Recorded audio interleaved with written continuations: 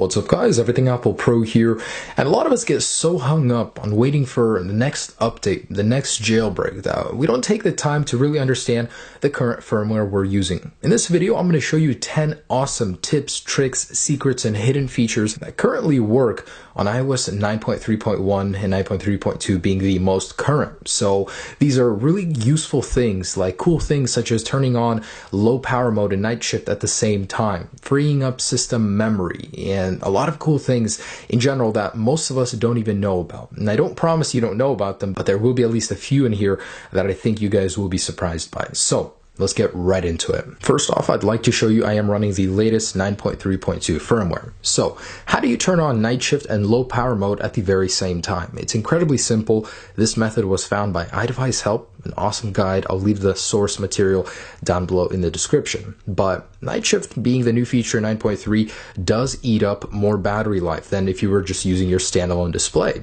So Apple doesn't like to let us use it with low power mode for some reason because they conflict, but we can still enable it using a new method. So in settings, go into display and brightness, go into night shift, and in here, ask Siri to turn on low power mode. Turn on low power mode. Okay, I turned on low power. All right, you can go ahead and click back and now select manually enable until tomorrow. So now you have night shift and low power mode running on the latest firmware. The old method has been patched. Now when you try and jump back in here, you are no longer able to, but still you have both of them running, and I think this is awesome. So big shout out to iDevice Help for this one. All right, so next I'd like to show you how to free up some storage space, especially if you have a 16GB device. But regardless, if you're getting very close to full, this will free up some space. Now I have 7.9GB remaining. I'll show you how to easily free up some more. And it sounds strange, but it actually works. So go into the iTunes store and we're going to search for a movie that's very, very large. So let's say War and Peace.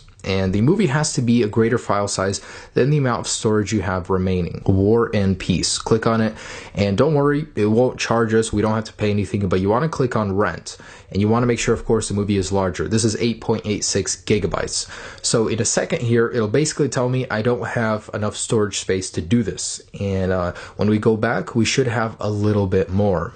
All right, so you want to click on settings here, and then go into storage and iCloud usage, and now you have more available. So for me, that was 0.2GB that got freed up from 7.9GB, but the good thing about this is that it's repeatable. You can go and do it again, and actually wrong one, but you can try and download it again and you will have even more free space. I've heard people doing this up to 5 times, but make sure you don't cross the amount of the movie. This is 8.86GB, so eventually you're gonna have to pay for it, so don't reach that point. Let's go back into the settings and see if I freed up any more, and unfortunately I didn't. But I heard that many people can do this over and over again, especially if you have less storage, and you'll see more and more results. Really, really cool. Are you guys tired of being pestered and badgered into updating even though you don't want to? This next trick will actually show you how to remove the over-the-air notification little badge on settings. So not in all cases will it do that, but you will still free up memory and delete that update. And a lot of people don't know how to do this. So it's very simple. I actually want to show you before. I have 8.2GB available. And now go back and go into storage and iCloud usage. Go into manage storage. And in here, you should see the software update that you just saw. Just click delete.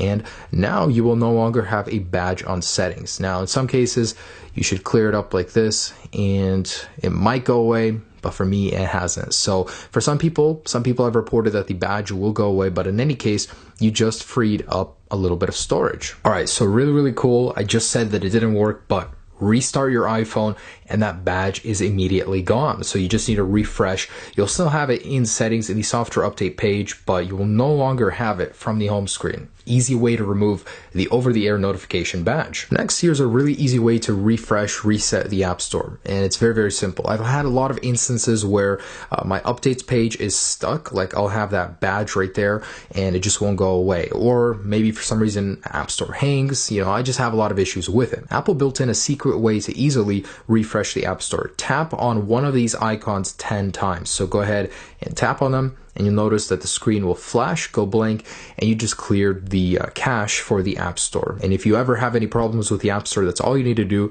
and it'll reset it. And here's how to reset the RAM on your device. No, going into the app switcher and clearing things out of here does not reset or restore memory. This is how to do that without needing to restart your device. Very simple, but very effective if you have an application that's frozen or your device is just frozen in general.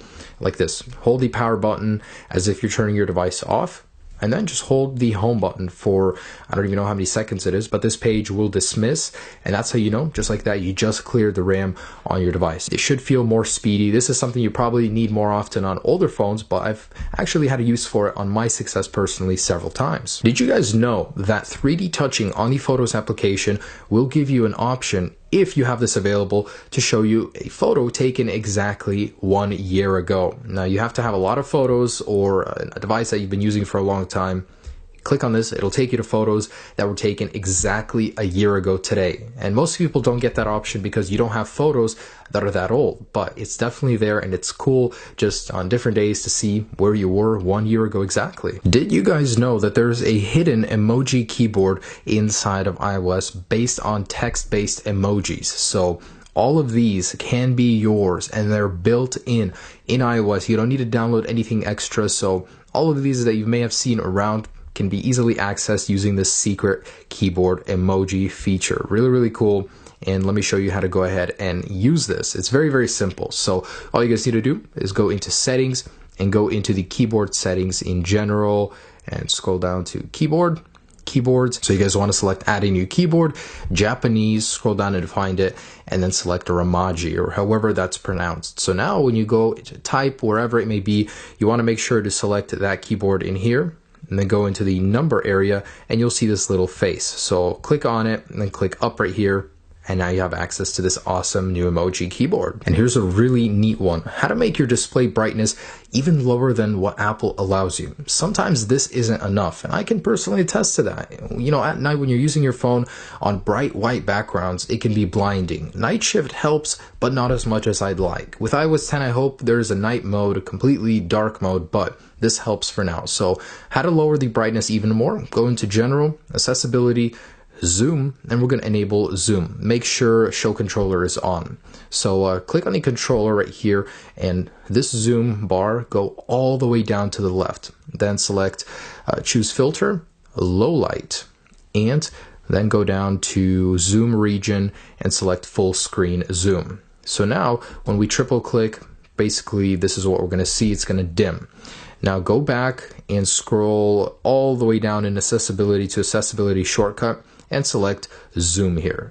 And then we can go back to zoom and disable this annoying thing, the controller. So disable that. So now go back to the home screen, and whenever we triple click, our device will dim just like that. It's an awesome, neat little shortcut to getting your device display to dim even further. So you can make this thing, you know, pitch black, however you like it.